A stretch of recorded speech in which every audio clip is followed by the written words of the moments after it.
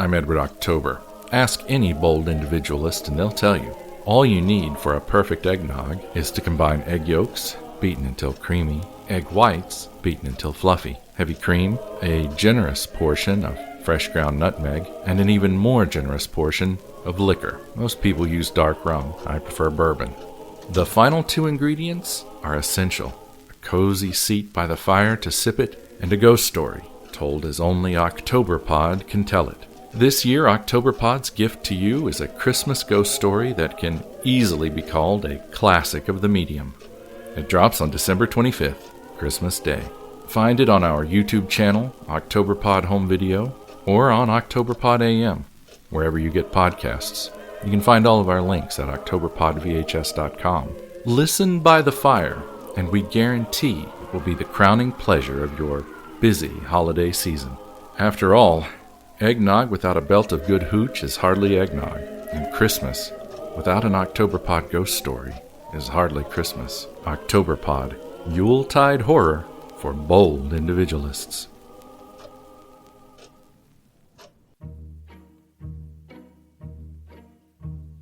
Hey there, friends. I'm CJ, host of Beyond the Rainbow, True Crimes of the LGBTQ. It's December, and the holidays for many of us are just right around the corner. The Darkcast network has been hard at work in our toy shop. Oh wait, we're not elves.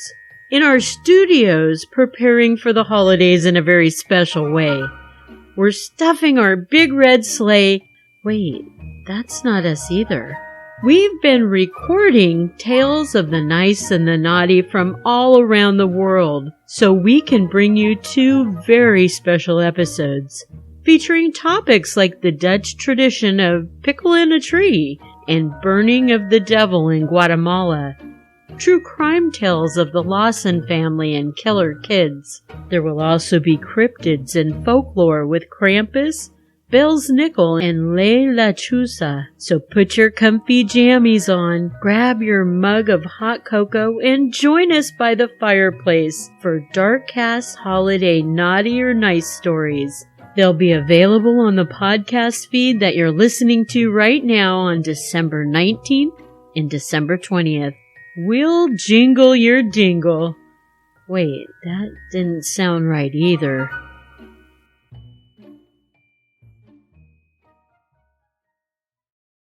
I'm Edward October, creator-host of Octoberpod, and we're both listening to Calls of Death on the Darkcast network.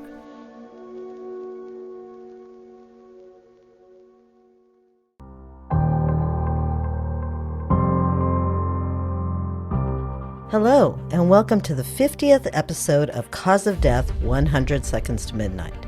I'm your host, Jackie Moranti. I'm so excited to have made it to 50 episodes. I figured that I would have given up by now.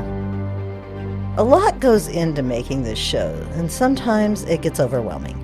But here we are, the 50th episode. As promised, this is a crossover episode between Cause of Death and 100 Seconds to Midnight. I'm going to do a little bit of both shows. I thought it was fitting for the occasion. I'm using music from both shows, too.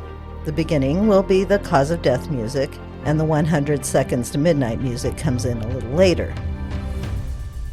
This story addresses both sides of my shell. I'll begin by talking about a disease that has the potential to kill off an entire species, and I'll end with the chaos of a species that's already extinct. Today I'm going to explore the death of Dolly, the disease-doomed dinosaur. Let's begin with the etiology and pathology of a pathogen, Aspergillus fumigatus. I'm going to focus more on the pathology than the etiology of this disease because the mechanisms are not well understood. I've read several papers on host invasion and genetics of this particular mold, but none of them agree. I would rather wait and give you information that I know to be true than have you emailing me because I'm contradicting myself at every turn. I am going to talk about the reproductive system of the mold, since we haven't explored that before. Viruses can't reproduce outside of a host, And bacteria needs a particular environment to reproduce. So they both need hosts, but molds and other fungi don't. They can reproduce on their own. Let's start there, and then we'll move on to pathology. In order to understand mold reproduction, I need to define some things, and then talk about environmental conditions. Molds are multinucleated filamentous fungi that are made up of hyphae. These are branching tubular structures that range from 2 to 10 micrometers in diameter and are usually divided into cell-like units by cross-walls called septa. The entire hypha, including the septa, is called mycelium. Now, I want you to imagine a tree. Many molds look like trees under a microscope. The bottom of the mold is called a vegetative mycelium.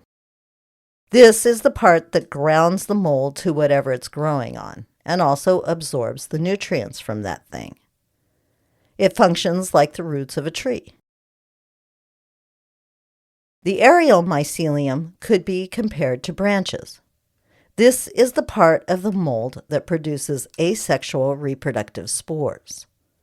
Sort of like the branches of the tree form leaves or seeds that will contribute to the reproduction of that tree. The bark of the mold is called the cell wall, and it's composed mostly of chitin. The cell wall surrounds a cell that is eukaryotic, so it has a nucleus.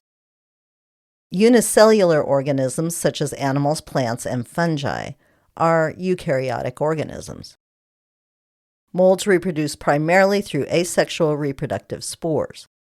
These spores include conidiospores, sporangiospores, and arthrospores. These spores can be carried by air, water, animals, or other objects, and when they land in a nice moist environment, they can germinate and produce new hyphae. Molds may also reproduce by sexual spores, such as ascospores and zygospores, but this doesn't happen often. During sexual reproduction, 2 different mating types of hyphae form short-sided branches. If the tips of these branches meet, they produce reproductive cells called gametes. The gametes will join together to form a zygote. The zygote will then form a wall around itself for protection. This wall is called a zygospore. A few months later, the zygospore will germinate and the process will begin all over again. Sexual reproduction, again, is rare in molds. Most commonly, molds will reproduce asexually. A. fumigatus is no exception. This mold almost exclusively uses asexual reproduction to continue the line. The means by which molds reproduce along with their appearance are factors in the identification and classification of molds. We know from looking into viruses and bacteria that environment matters to them. Aspergillus species are very thermotolerant. They're able to withstand most weather conditions and survive well in decaying matter. Cold doesn't bother them, and as long as they have moisture, they can grow anywhere. This is why they can grow so well inside of a host. A human male is made up of 60% water, so this mold feels very at home inside a human host. They also carry melanin. Melanin is a complex polymer that's derived from the amino acid tyrosine.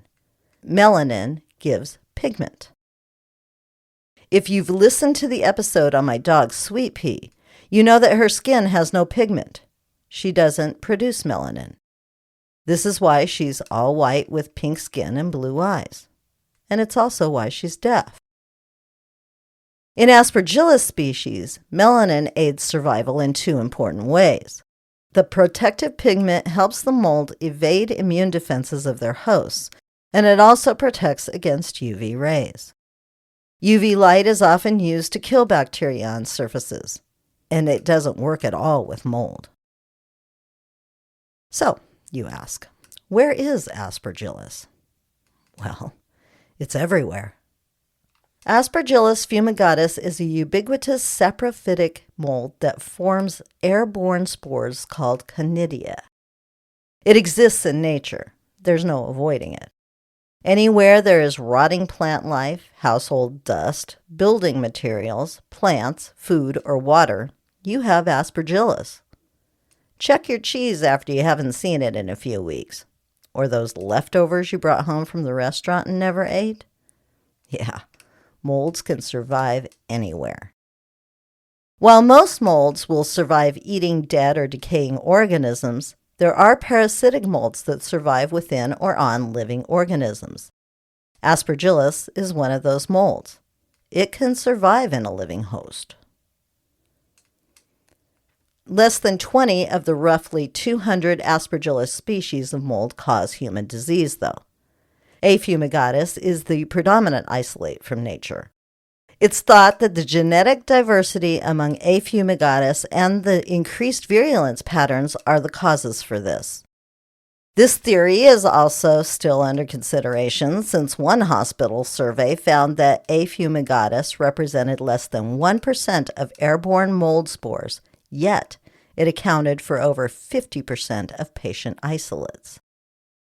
By contrast, A. niger constituted more than half of the airborne isolates, but only 17% of patient isolates. What this means is that A. fumigatus has a better chance of colonizing in the human respiratory tree than A. niger, which is a lesser pathogen.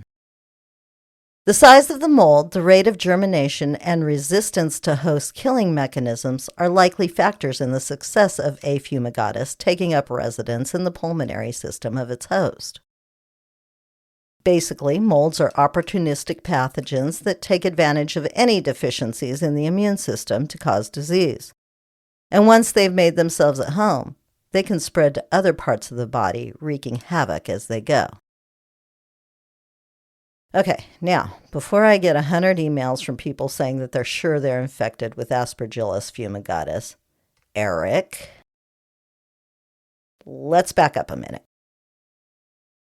People inhale hundreds of spores of the Canidia on the daily. Those with healthy immune systems clear the spores through the pulmonary immune system. It's when the immune system proves to be too strong or too weak that disease can occur. Therefore, those who are immunocompromised are at higher risk for morbidity and mortality from Aspergillus. Those who have experienced organ transplantation, take any immunosuppressive or myeloablative therapy for autoimmune or neoplastic disease, or those who have HIV or AIDS are at the highest risk for infection. Morbidity and mortality are far greater among these populations than any other.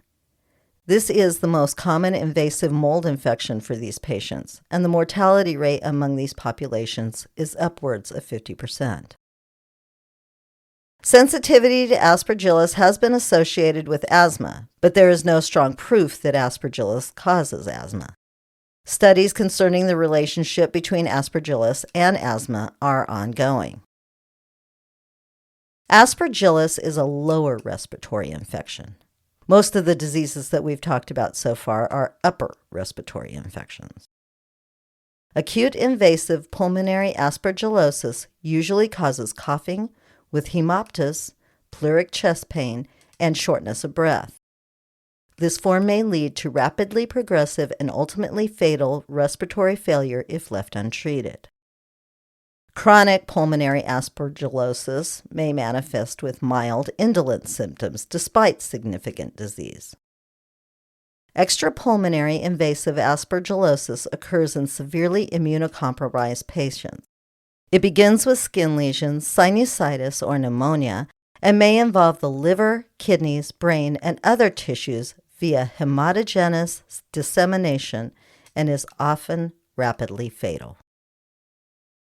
Aspergillosis in the sinuses can form an aspergilloma or cause allergic fungal sinusitis, or a chronic, slowly invasive granulomatous inflammation with fever, rhinitis, and headache. Patients may have necrosing cutaneous lesions overlying the nose or sinuses, palatal or gingival ulcerations, signs of cavernous sinus thrombosis, or pulmonary or disseminated lesions. Aspergillomas are usually asymptomatic, but may cause mild cough and occasionally hemoptysis. Treatment normally includes antifungals such as voriconazole, amphotericin B, caspofungin, or itraconazole. If fungus balls form, yes, I said fungus balls form, they may have to be removed by surgical resection. What is a fungus ball, you ask? A fungus ball, or aspergilloma, is a growth of tangled masses of hyphae within a fibrin exudate, and a few inflammatory cells thrown in for good measure, all wrapped up in a fibrous tissue.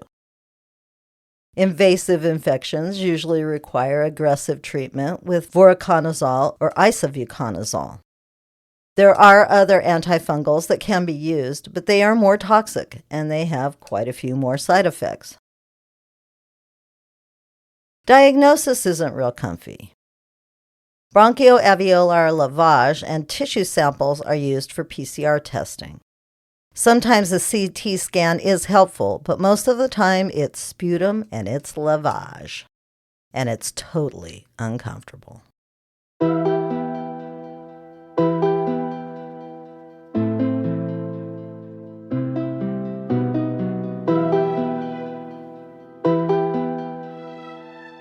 It's 100 seconds to midnight, and a story has been unfolding over the last couple of years about a dinosaur. Scientists call her, him, it, Dolly. Dolly may hold the key to an infection that has potential to wipe out a current species. The dinosaur was named after Dolly Parton, of course. I'm going to refer to her as her. At this point, most scientists call her her. And the name is pretty feminine, so if no one has any objection, Dolly is her. Scientists found Dolly in 1990. She lived in Montana during the Jurassic period, roughly 150 million years ago. Dolly was a sauropod, a plant-eating dinosaur with a long neck, a long tail, a small head, and 4 sturdy legs that could carry her long distances. She was about 60 feet long and weighed about 4 or 5 tons. This particular species of dinosaur didn't reach maturity until their late 20s. Dolly's species remains unknown. Her scientific name will be revealed in a future study, though. She appears to be closely related to Diplodocus. The area that Dolly lived in was warm and humid. There was plant and animal life all around. Dolly lived along an inland seaway that existed in what is currently Montana. This seaway slowly withdrew toward Canada. The Rockies were in their infancy. The environment would have been very similar to the Gulf Coast region. Flat, large rivers draining into the seaway, warm, humid, and well vegetated. A perfect habitat for fungus to grow. Dolly was a happy teenager about 15 or 20 years old, and she was living her best life until she became sick with pneumonia-like symptoms. She began to become feverish and lethargic. She had labored breathing, coughing, sneezing, and diarrhea. She was the first of her kind to get this sort of disease, and she was miserable. We don't know if Dolly died of the disease, starvation, or predation, but she died alone. This disease would have debilitated her, and as she became weaker and sicker, she may have stopped eating. She certainly wouldn't be strong enough to keep up with her herd. They would have to move on, and she would be left behind. Dolly may have tried to isolate and recover. She may have just fallen behind the pack. She was certainly visibly sick, which made her an easy target for predators. Other dinosaurs, like Allosaurus, were carnivorous, so Dolly may have been easy prey for them. Dinosaurs were likely to stay together during nesting season, which would have caused infections to spread among members of the herd. The lack of social distancing would have made the perfect environment for rampant infection. Anthropologists studying Dolly today have a lot of empathy for her. Most people who hear her story have a lot of empathy for her. We all know what it's like to have a respiratory infection. The headache, the coughing, the sneezing, the fever. We understand this kind of misery. And it's hard for us to think that in Dolly's case, it led to her death. We know that Dolly's condition was chronic. The infection had gone into her bones and caused a terrible growth on 3 of her vertebrae that resembled broccoli. In dinosaurs, these bones are situated close to their air sacs, so the growths would be common there. Plant-eating sauropods and meat-eating theropods have respiratory tracts that are far more elaborate than mammals. In addition to lungs, they have thin balloon-like air sacs that invade the body cavity and many bones. In Dolly's case, abnormal bone growths were present at the connection between the respiratory tissue and bones in 3 of her vertebrae. This was evidence that the infection had spread from the lungs. The air sacs connected to the bones through large holes in the sides called pleurocoels. Pleurocoel tissue is normally very smooth, but CT scans of Dolly revealed the pleurocoel boundaries were irregular and rough with bumpy protrusions. This is what cued researchers in on Dolly's condition. This is commonly known as air saculitis, infection or inflammation of the air sacs. The lesions were compared to scars and lesions in modern birds, the living lineage of dinosaurs. Modern reptiles were also compared since they are distantly related to dinosaurs. Aspergillus also infects reptiles, but to a much lesser extent. Diagnosis of any disease in dinosaurs is rare because soft tissue decays. Getting a diagnosis, especially one of this type, was a lucky break. We know that dinosaurs suffered from disease like any other species. The fossil records can show broken bones, arthritis, tooth abscesses, blood-borne infections that affect bones, and even bone cancer. These types of diseases are much easier to see in bone. There is also evidence of a tuberculosis-like infection in a marine reptile that lived 245 million years ago. It's taken years for Dolly to be unearthed. Anthropologists began digging her up in 1990. Then work continued from 2013 to 2015. In 2014, Dr. Carrie Woodruff decided to dust off the fossil, and after scraping away the hard rock encasing the skull, he realized that Dolly was a different species related to Diplodocus. He didn't work on injuries and traumas in the fossil record, and he knew he was in over his head when he saw the injuries on Dolly's spine. So, he went to social media and asked his colleagues. The answer came back from several paleontologists, anatomists, and veterinarians. The cause of Dolly's death was unanimous. This has got to be a respiratory infection. Dr. Woodruff quickly ruled out volcanic ash as the culprit in Dolly's unfortunate demise. Quote, "When these animals breathe in ash, the internal aspect of the bone is perfectly fine. They just develop weird growths on the outside." End quote. They also didn't find any evidence of volcanic ash in the sediment from where Dolly was extracted years ago. The lesions didn't fit with lung cancer either. Of course, nothing they considered was a perfect match. But we know that disease doesn't work that way. When it comes to disease, there are always anomalies. During times of trauma, bone can grow pretty fast, so the infection could have been prolonged, and it may have occurred sometime during the last year of Dolly's life. The protrusions were only about a centimeter tall, so it's unlikely that they caused Dolly much pain, but her symptoms were more than likely severe. This fossil infection not only helps us trace the evolutionary history of respiratory-related infections back in time, but it also gives us a better understanding of what kinds of diseases dinosaurs were susceptible to. Researchers want to determine if any other dinosaur fossils found in the same location that Dolly was found exhibit the same pattern of illness. They want to find out what other diseases dinosaurs have that could affect modern birds. Woodruff believes that the approach, techniques, and makeup of research teams will change in the future. They may include specialists from different disciplines, such as medical experts. As diagnostics progress, so could diagnosis. Researchers could come much closer to finding out how an animal died. Then they can use that information to possibly stop outbreaks from happening in the relatives of dinosaurs. Possibly, this information could be used to stop a human outbreak as well. So, why do we care? Well, we should care, because Diplodocus eventually evolved into birds.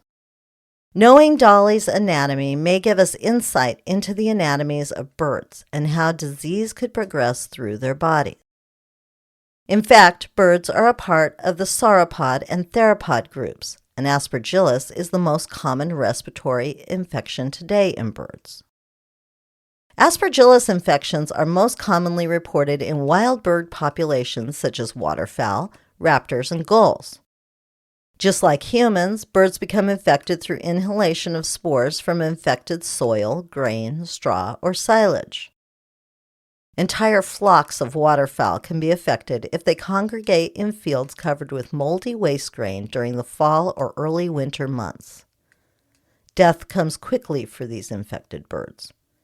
They are usually in good physical condition and appear healthy when they're found. When birds are subjected to small amounts of mold over a long period of time, their condition may become chronic. They become debilitated and emaciated, just like Dolly. Aspergillus infections are not transmitted from bird to bird or from birds to humans, but people can become infected by caring for infected birds and inhaling the spores. When thinking about Dolly and the evolutionary chain, we have to consider that if this could happen to dinosaurs of the past, it could certainly happen to current dinosaurs, birds. These respiratory infections are lethal in wild birds 90% of the time. This could have very serious effects on the avian population, both wild and domestic.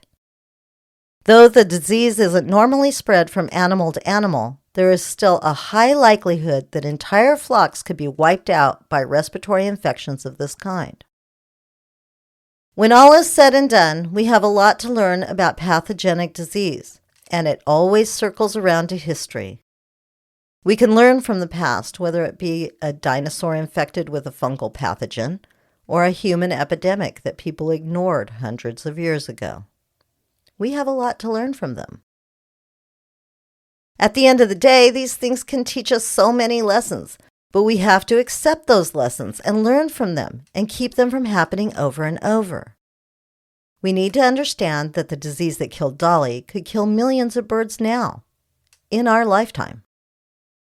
It's important that we know how Dolly died and what she died of, so that we can avoid mass extinction of modern bird species, or worse, a total disruption of the food chain if a certain disease should strike domestic bird populations.